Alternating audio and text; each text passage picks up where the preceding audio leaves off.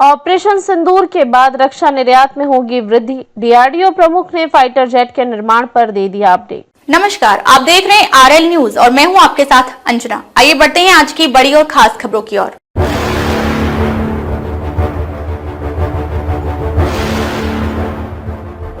रक्षा अनुसंधान एवं विकास संगठन डीआरडीओ के अध्यक्ष समीर वी कामत ने बृहस्पतिवार को कहा कि उन्हें उम्मीद है कि ऑपरेशन सिंदूर के बाद रक्षा निर्यात में वृद्धि होगी, क्योंकि स्वदेशी सैन्य उपकरणों का सफल युद्ध परीक्षण हो चुका है। CII शिखर सम्मेलन के मौके पर संवाददाताओं से बातचीत करते हुए उन्होंने भारत के महत्वाकांक्षी 5वीं पीढ़ी के स्टील्थ लड़ाकू विमान के डिजाइन और उत्पादन के लिए एक्जीक्यूशन मॉडल को रक्षा मंत्री राजनाथ सिंह द्वारा हाल ही में दी गई मंजूरी के बारे में भी चर्चा की।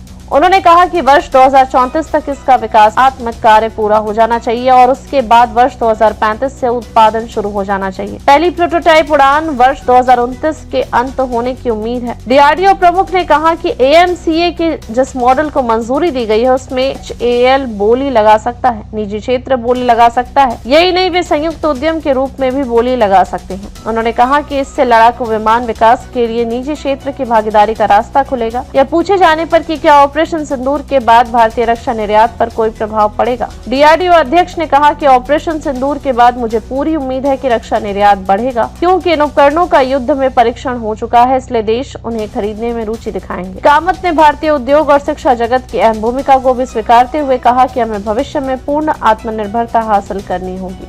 अब तक के लिए बस इतना ही। फिर मिलते हैं कुछ ऐसे ही बड़ी खबरों के साथ। तब तक के लिए नमस्कार और देखते रहिए आरएल न्यूज। ऐसी लेटेस्ट अपडेट पाने के लिए हमारे चैनल को लाइक, फॉलो, सब्सक्राइब करें और बेल आइकन दबाना ना भूलें। अगर आप हमें फेसबुक, ट्विटर या फिर इंस्टा के माध्यम से देख रहे हैं तो हमें कमेंट जरूर करें। धन्यवाद।